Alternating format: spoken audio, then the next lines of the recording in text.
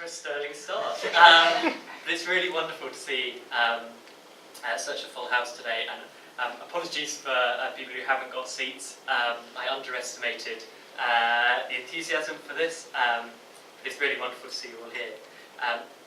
For those of you who don't know, my name is Ravenscroft, and I suppose this story starts a decade ago, when I was a very fresh-faced new teacher.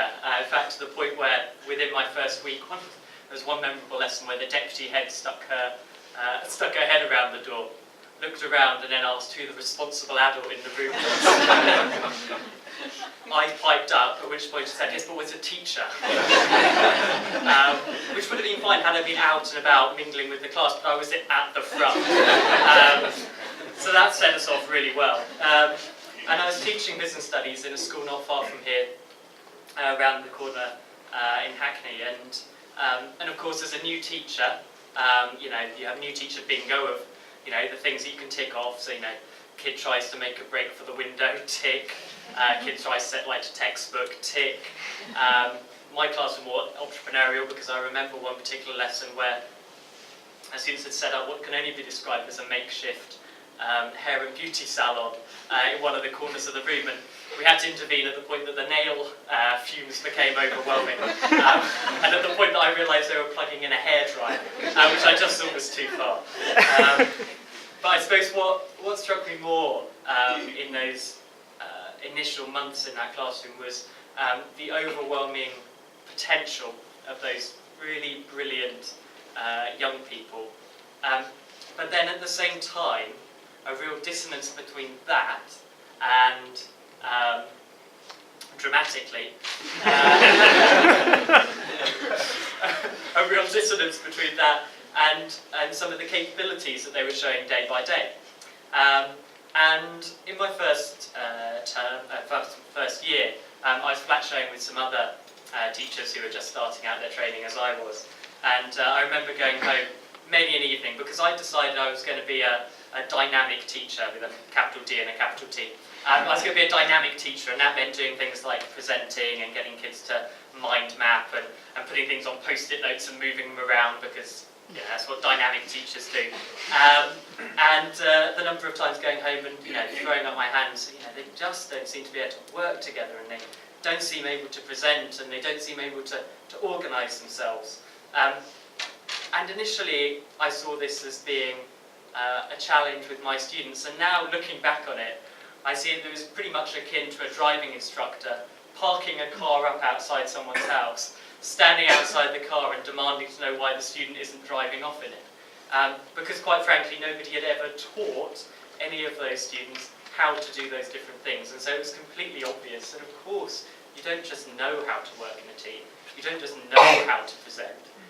These are things that are taught.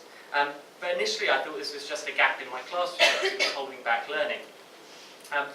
Except then, of course, I started reading and realised that entrepreneurs were saying this was a bit of a gap, actually.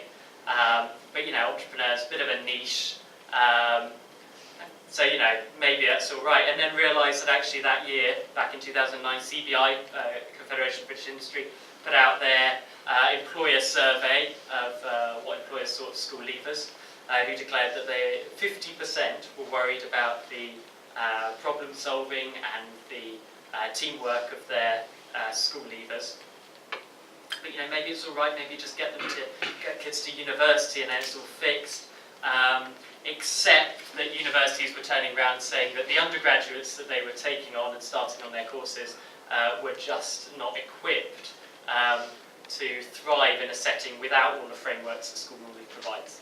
And actually we're not used to the idea that they had to gather their own notes or attend lectures under their own steam, which I'm sure many of you always attended your lectures when you were at university, but some didn't, apparently. But this was a growing concern, and so it just felt actually that this wasn't just a minor gap in terms of my classroom, but actually something that was much more fundamental. But go back to me as a new teacher, memorably called the Milky Bar Kid. In front of my 32, 15 and 16-year-old students. And at the same time, I had a whole business studies course to get through. Light at the end of the tunnel. And what was whirling around were all of these different ideas of some of the things maybe that should be filling the gap. Was it about foundational skills, or basic skills, or life skills, or employability? I've heard these skills called basic skills and advanced skills. Maybe we should get for middling skills. But how is a teacher with everything else meant to be making sense of this other part? And so, this is a reconstruction. I can only hope I write better than I act. But how is a teacher meant to make sense of all of this? And I guess what emerged for me in setting up Enabling Enterprise in 2009 was the knowledge that lots of teachers wanted to build these skills. We wanted to fill this gap, but actually how to make sense of it and how to do that in a really effective way was the real challenge. And I suppose with a bit of distance, what we've really tried to Enabling Enterprise is to make sense of the massive whirl of these competing ideas. Are we trying to teach humility, or courage, or confidence, or collaboration, or financial literacy, to name a few. But when you really sort of, very nicely here, I didn't make this slide, when you put these into, we try and distill these out, I suppose, what you find is that one of the reasons we haven't made much progress in these areas is because we've really mixed up three very different things. And we've mixed up character, which is about how we make choices. So, the humility, honesty, being collaborative, these are all choices that we make. And then we've blended in some knowledge, how to write a CV, how to perform an interview. And then we've blended in some skills as well. And if you really want to spot what a skill is always the ability to. So if you can't do a skill, then it's probably not a skill.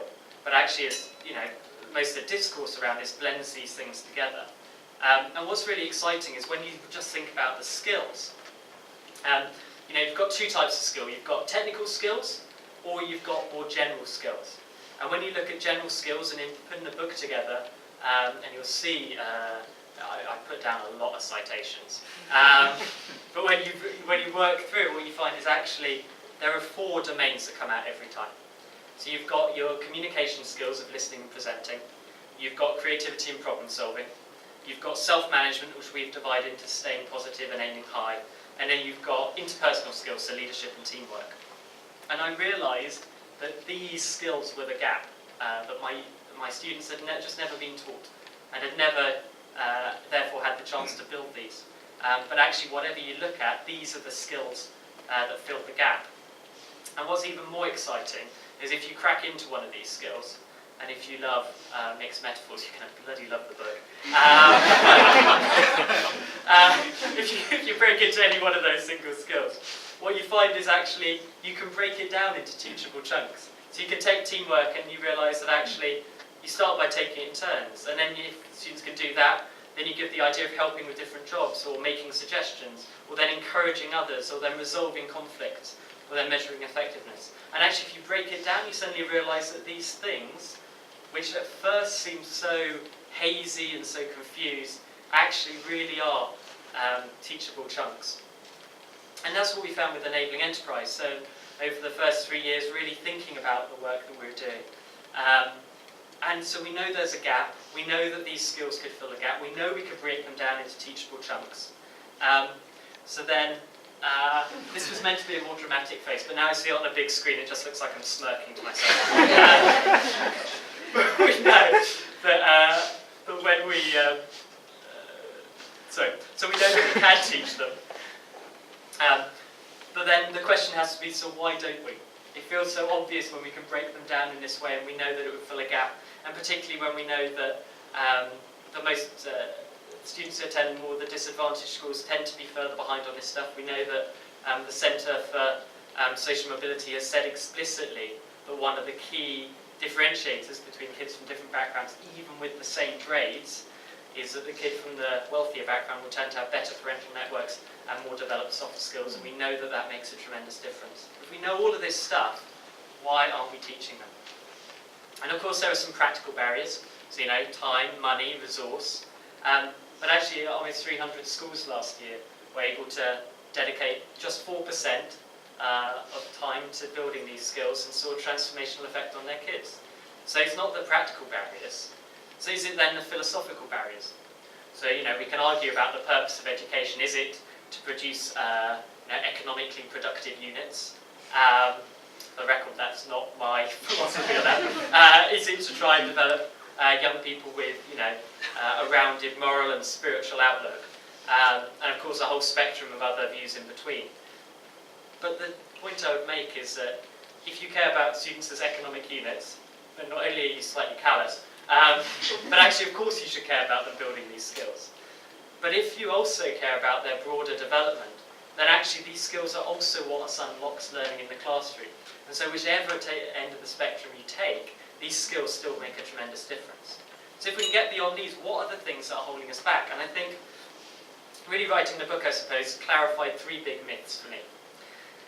And sometimes these are so subtle that we don't even realise that this is what's driving our behaviour. And the first is this sense that maybe the skills are innate. So maybe you're just born with it.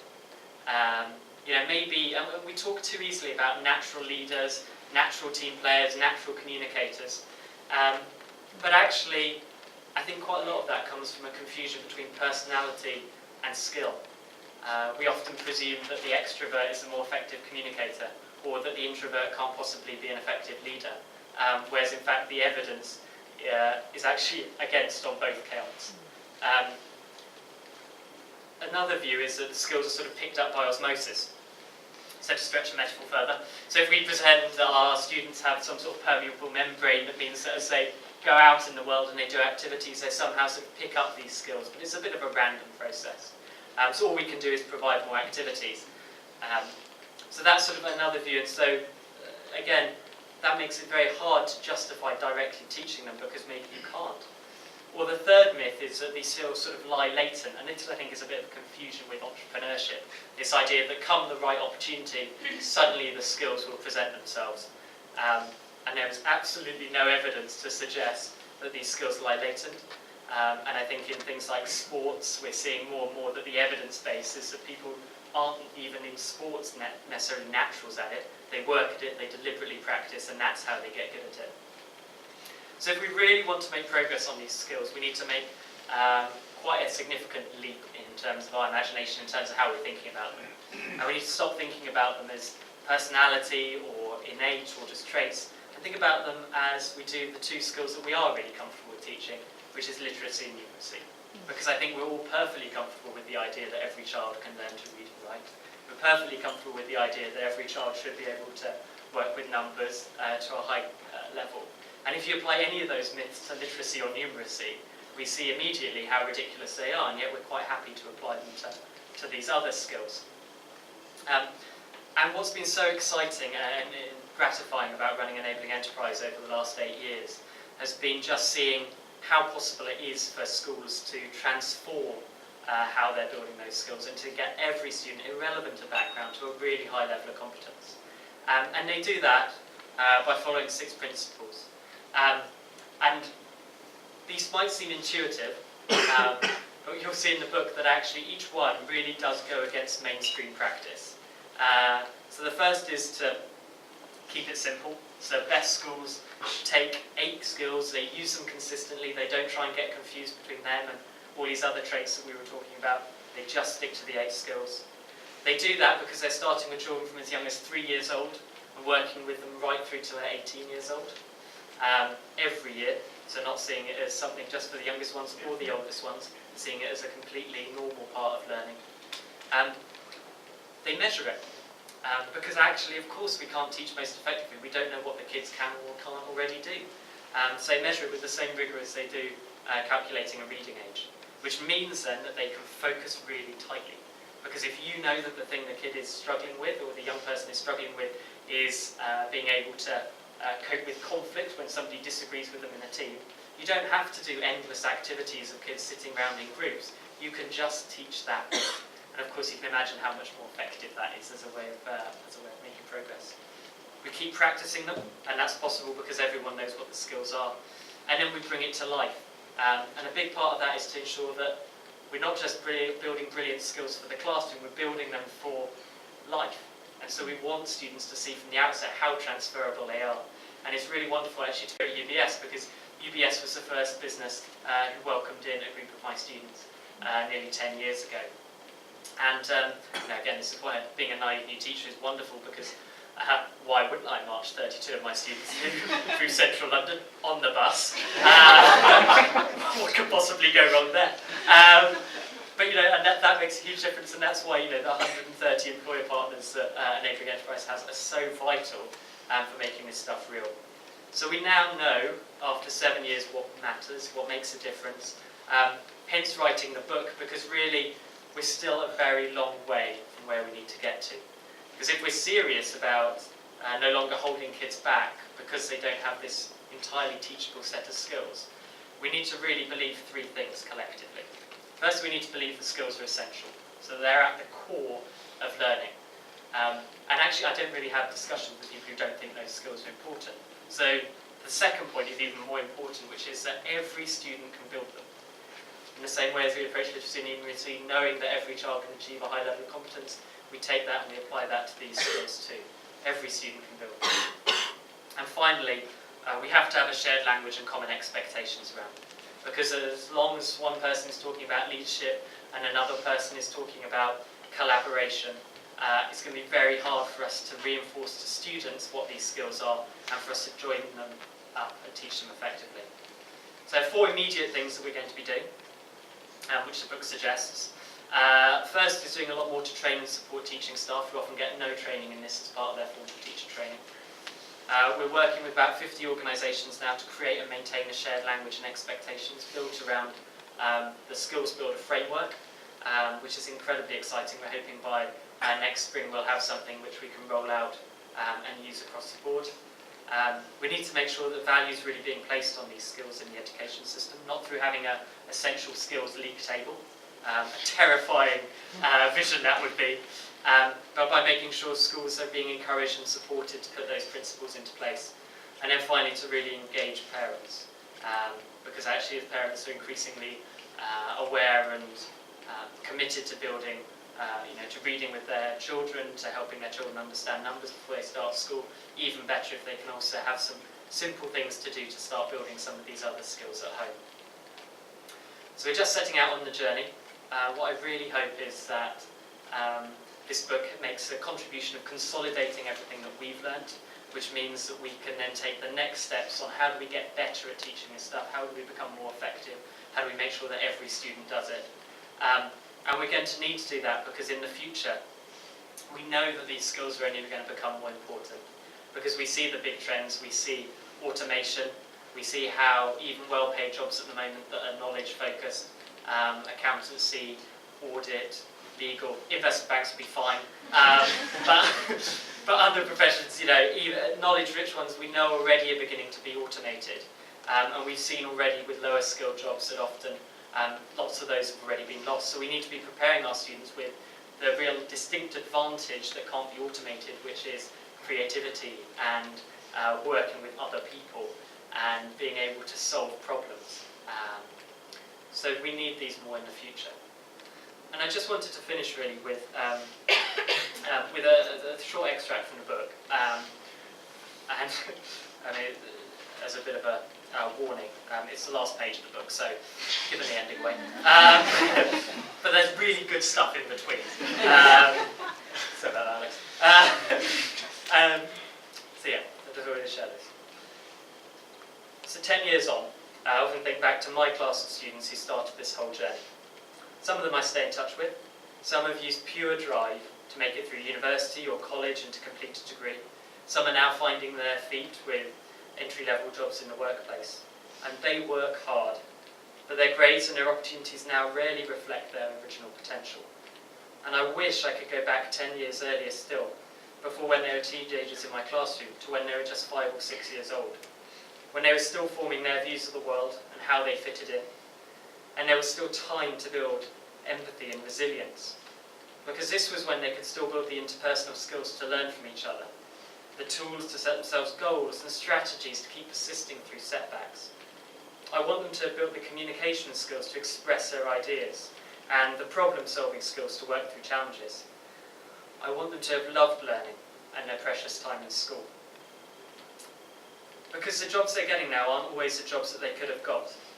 And I see their wealthier peers elsewhere who left school having mastered those essential skills, and for whom life is much easier, who enter the workplace with the skills that mark them out quickly as the one to watch, and to whom the opportunities and support naturally flow, and who naturally then become the ones who appear to succeed the most. And what I wish for all my students is that we hadn't been so quick to assume their capacity without giving them the chance to build those essential skills. I wish that we just hadn't substituted preparation for real life with a decent grade, a handful of employability activities, and hope in their character strengths. Alongside their numeracy and literacy, we should have given them all the fundamental skills to really thrive. Because we can. Thank you.